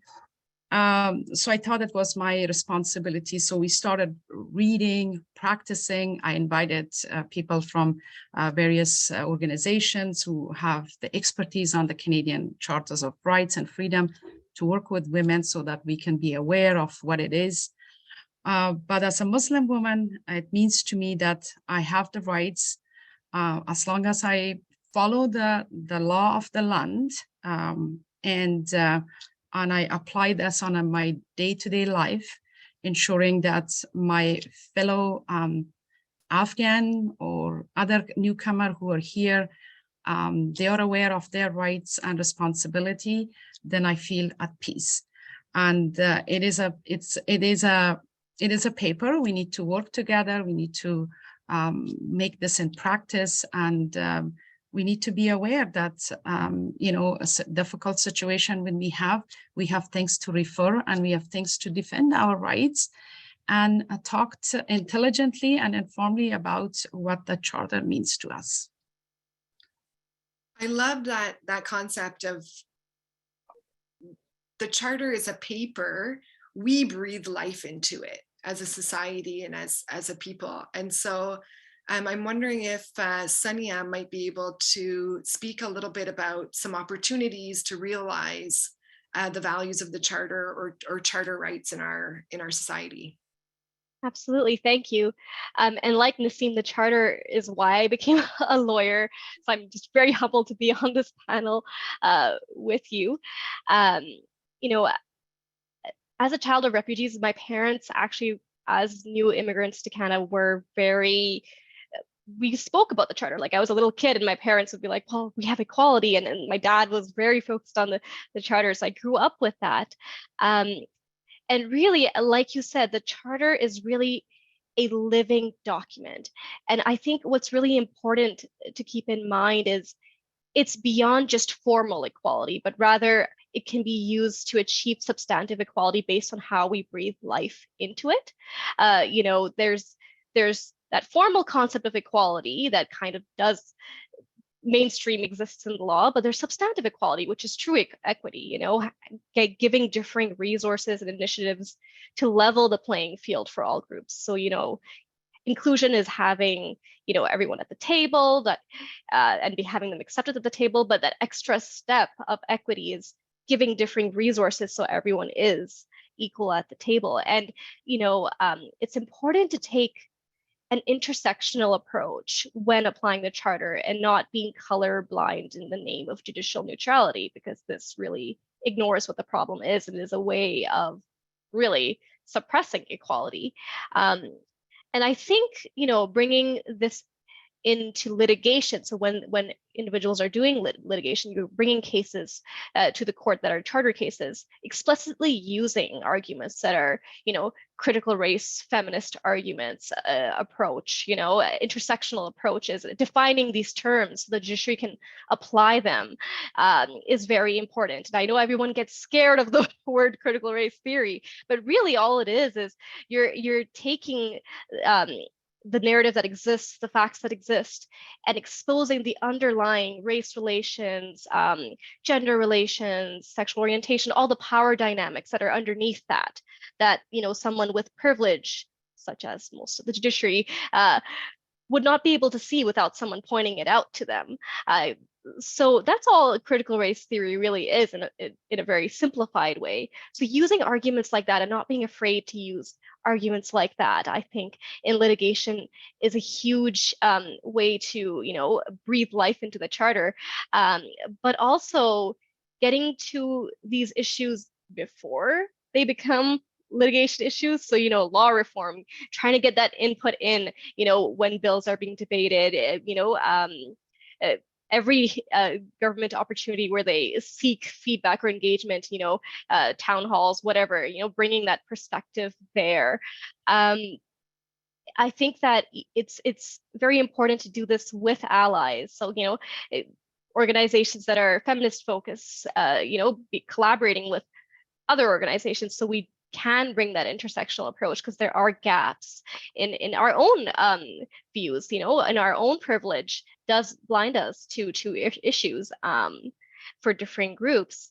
I just like to talk quickly about two cases. So I read these in Sujit Xavier's article in the Canadian Bar Review recently, talking about how reasonable apprehension of bias, so the bias test, has not been applied, in a very equity progressing way by courts at times. And one example is the R versus Laws case, where there was so the judge had asked a Black religious leader who was wearing a kufi to leave the courtroom because no headdresses are allowed in the courtroom.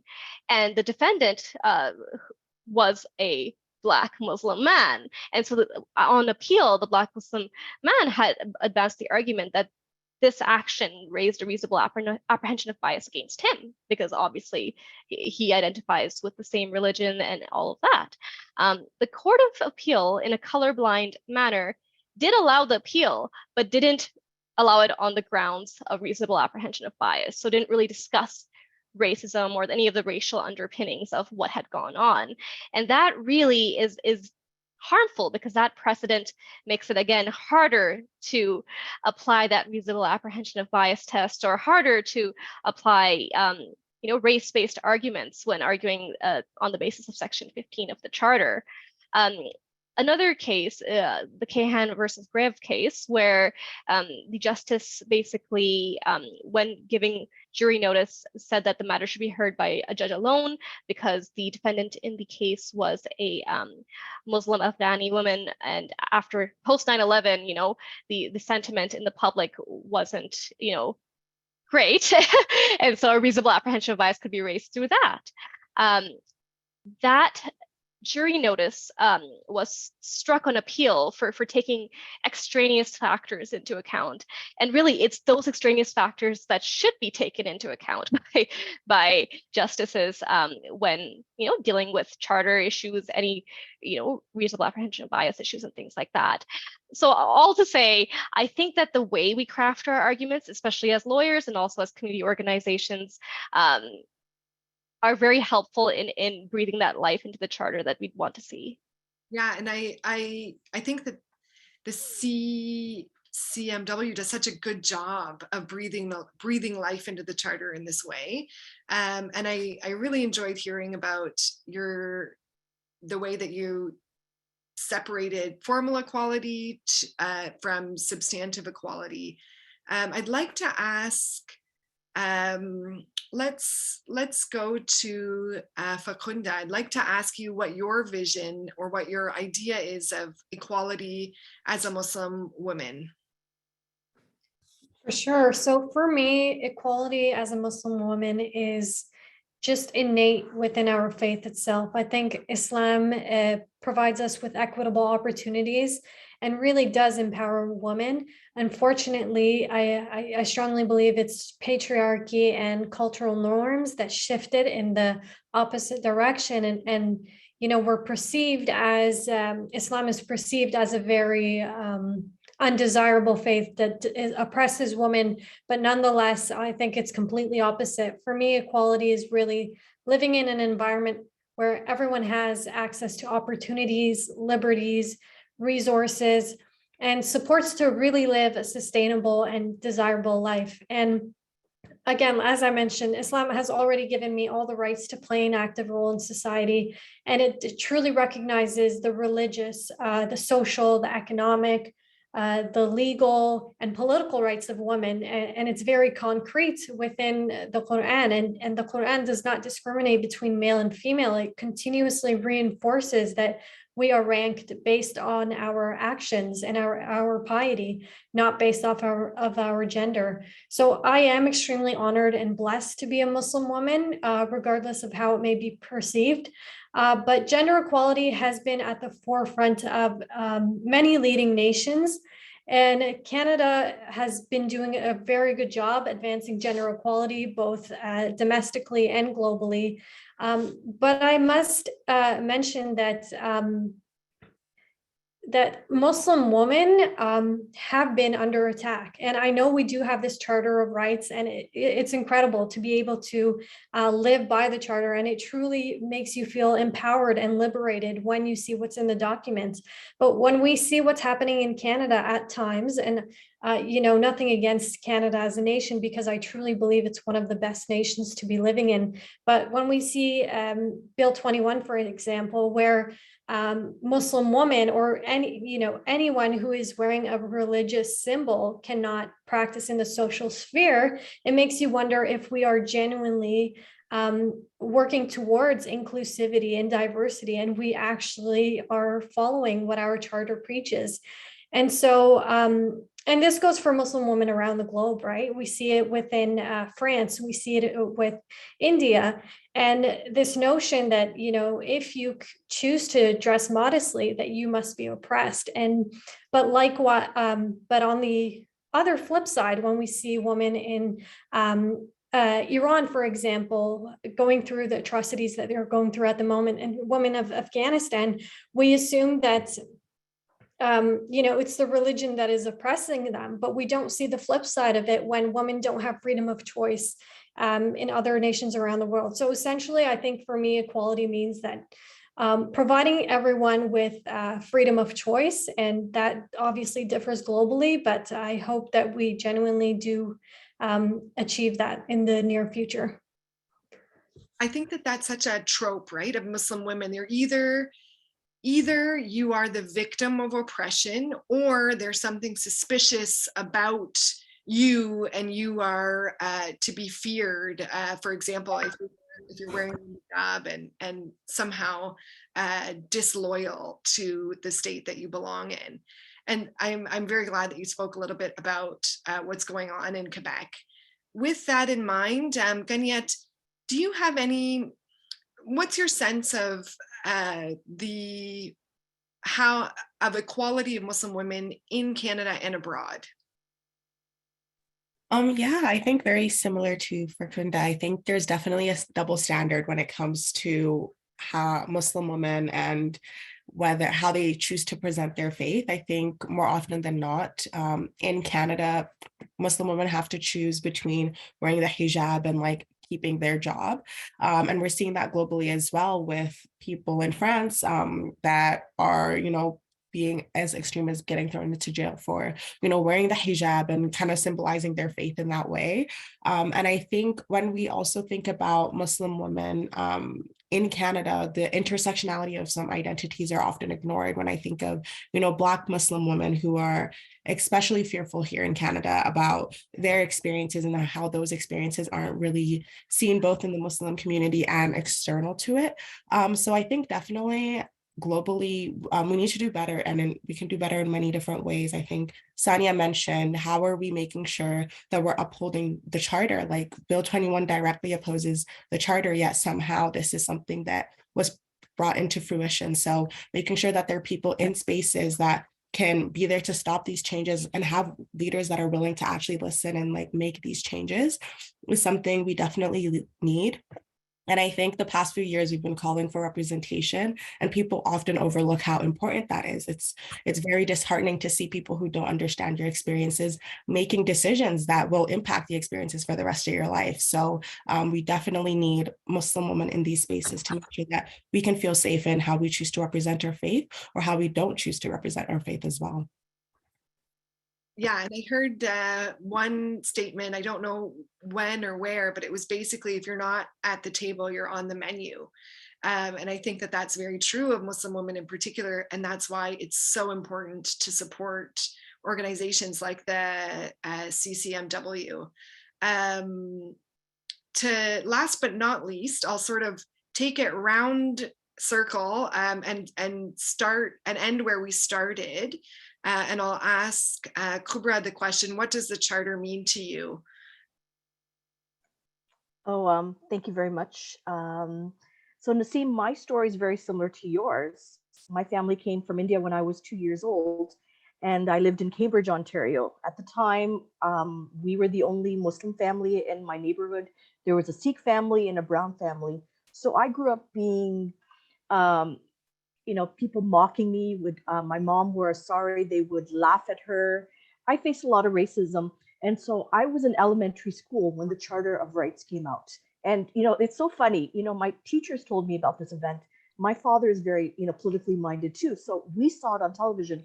So that's something I want everyone to go back and see. There is, the Queen signing the Charter of Rights. And, there's Pierre Trudeau, who is the father of our current prime minister. And, I really remember that moment.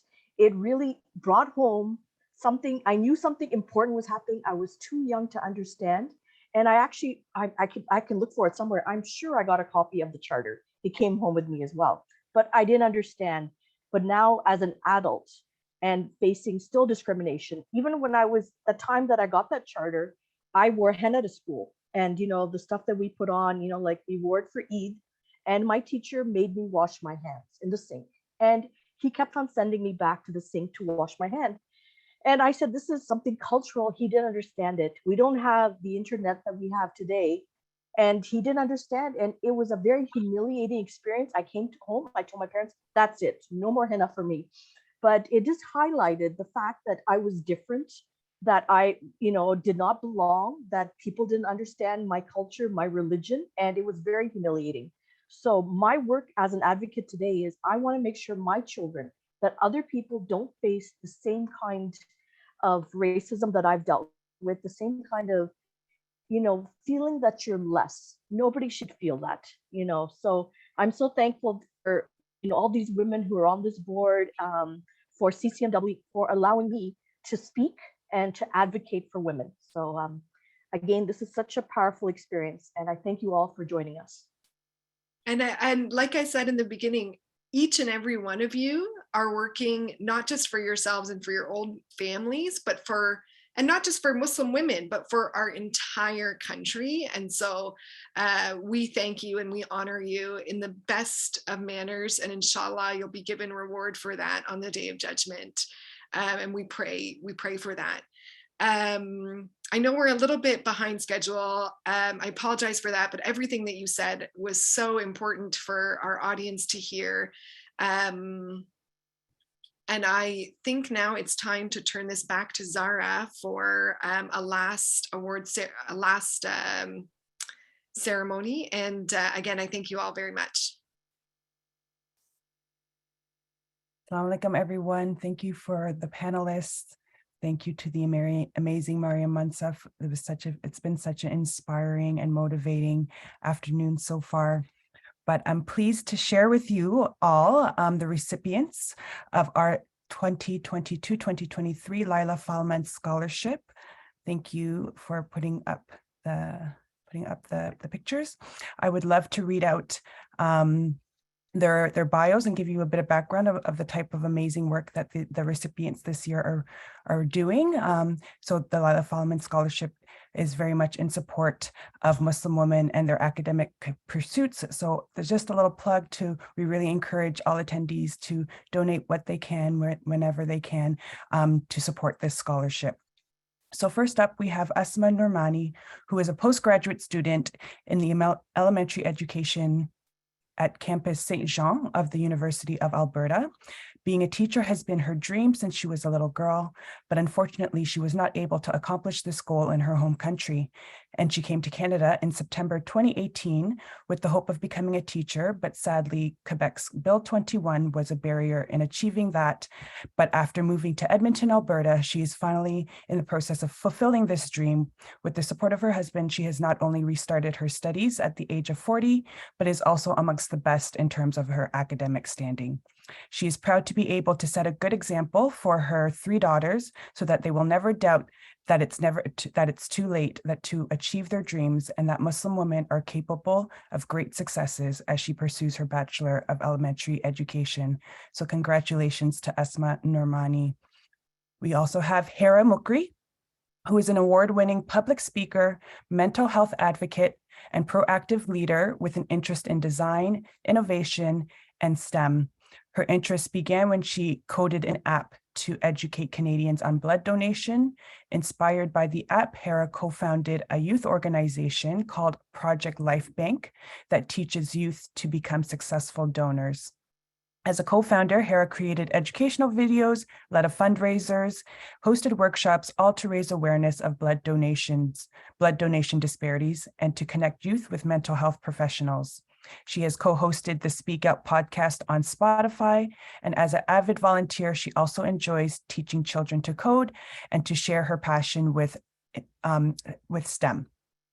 For STEM. After graduating from her secondary school this year, she's currently attending University of Toronto's engineering science program to pursue her passion for innovation and contribute to the betterment of society. With her education and experience, Hera ultimately hopes to increase Muslim women's representation in STEM and inspire Muslims to achieve excellence. So we congratulate Hera, mashallah. We have also Nurhan Ali, who is a third-year student at Western University, majoring in biology and minoring in French, and she's now And in her community, Nurhan is a very active and sincere leader who strives to ensure that everyone feels welcome and supported. Some of her work includes coordinating a recycling program for her neighborhood, distributing 4,000 sticky notes with positive messages messages for her high school, fundraising $20,000 for global and local causes, and more recently, she has done work with the local London organizations to ensure safety for Muslim women after the murder of the Afzal family. Rest in peace. In her free time, Nurhan enjoys crocheting and has evolved her passion into a small business, mashallah. Nurhan hopes to continue her work in the community and is excited to see where life takes her. So congratulations to Nurhan. And lastly, but not least, we have Zainab Naqvi, who is a fourth-year health science student at the Queen's University and is passionate about implementing equity and advocacy in all aspects of her life. At Queen's, she mentored her first-year Muslims and BIPOC students as a resident Dawn, and she participates actively in extracurriculars and volunteer work, including being an executive member for the Queen's chapter Doctors Without Borders and leading the 9th annual Global Health Conference. She is an outreach director for the Queen's chapter Save Mothers, a volunteer for Family and Child Services, and the Revved Up exercise program for persons with disabilities. As a lifelong learner, Zainab enjoys seeking out novel experiences and hearing about others' stories and perspectives, always ready to challenge herself and learn something new. So congratulations to all our Lila Falman Scholarship winners this year, and we wish you the best in your educational pursuits. Thank you.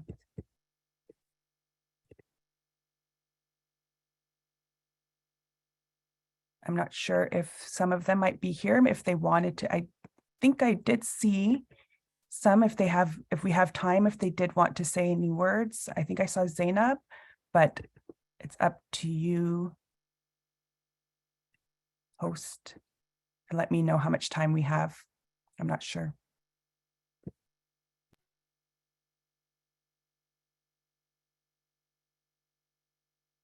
I'm not sure how much time we have either, Zahra. Okay. It's wonderful to see their beautiful pictures, and we look forward to hearing about their many successes, inshallah, in the years to come. We'll be cheering for you. Your CCMW family will be cheering for you for a long time. Mariam Hamawi is going to be up next. Assalamualaikum, everyone. Hope you're Alaikum salam. well. My name is Miriam. I'm the fundraising officer with CCMW. I will be announcing our 8 winners, inshallah, for our giveaways. So we have, I'll be repeating what the giveaways are. So we have a free dine-in for 4 at Rose Cafe. So I will be announcing the winner for that. The winner is, I will just be reading everyone's tags. At Firdaus Ali 2011. So congratulations, Firdaus. Now I'll be presenting the 6 pairs of tickets to the Toronto Real Asian International Film Festival. So the first pair of tickets goes to at BUF 1839. And then the next winner is at Ali Nurhan 16 and at Nadine 17. Our next winner is for the $20 gift certificate to Munib Real Foods, and that goes to at Go With The Flow 86. Next, we have a personalized mug cup from Print Impressions, and that will go to at the Amina Jaffrey. And then last but not least, the free yoga session and consultation from Art of Being Yoga with Shaheen, valued at $120. And the winner goes to at Arshia Ali. So congratulations to all our winners. I will be typing in the chat my email address, so please follow up with me to receive and claim your award. So congratulations, everyone. Now I'll quickly go over just, saying thank you for everyone for being here today. And I'd like to let you know that, we've raised so much for our Leela Fallen Scholarship Fund. And we ask you to still support us because, after seeing this event and after rewarding these recipients, we definitely want to continue highlighting all the important Muslim women in our community. So please do so by donating at ccmw.com. You will find in the chat the website as well to donate. You can donate via the website. You can call us through check or even through e-transfer at donate@ccmw.com. So please, if you have any questions, please feel free to reach out to me. We are always looking for volunteers to help support our fundraising efforts. And I ask you to join me, especially in planning for Ramadan, to support our gender-based violence efforts. Inshallah, for this upcoming March. So time will be going by fast. We definitely ask for all your support. So please don't forget to reach out to me. You can contact me through my phone number as well, and through social media. I'm more than happy to provide. And thank you again. Thanks, Miriam. We're sorry we kept you a little over 3 o'clock, but we felt it was so important. It's hard to say goodbye when we get together. So alhamdulillah, we were able to have a wonderful day together. I want to remind you, if you're not already a member of a CCMW chapter, please consider joining. We need you. Thanks for the updates, Miriam, and congratulations to the winners of the giveaway.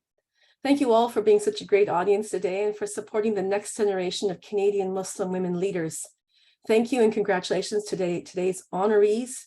And thanks to MP Ikra Khalid, Wendy Sturgeon, Naseem Mithawani, and Mariam Monsef, and all of today's performers and speakers for joining in. Also, please join me in applauding and thanking the remarkable staff, board, and volunteers at CCMW for putting together today's event. Special shout out to Zainab Jamal and Iman Ahmed Noor, and of course, Nuzhat Jaffrey, our fearless leader. Somehow she gets it all in her head and she makes it happen. And, God bless her. If you'd like to know more about any of the honorees or today's performers and speakers, their bios and information are listed on the Women Who Inspire event page on our website at ccmw.com. We'll be sharing the complete video of this afternoon's event on our YouTube page, website, and social media channels very shortly, so stay tuned for details. A massive thanks once again to our sponsors, Oxfam Canada, Canadian Women's Foundation, Bounce Curl, and Bold Quality Lemonade, funders and partners whose generous support and contribution allows us to work towards our mission and makes events like Women Who Inspire 2022 possible. We welcome you all, look forward to you joining us for our year-round events and initiatives, such as our Muslim Women Scholar Series, as well as our Women Who Inspire Awards presentation next year. Thank you all for your continued love and support. Goodbye, good afternoon. Assalamu alaikum. Thank you.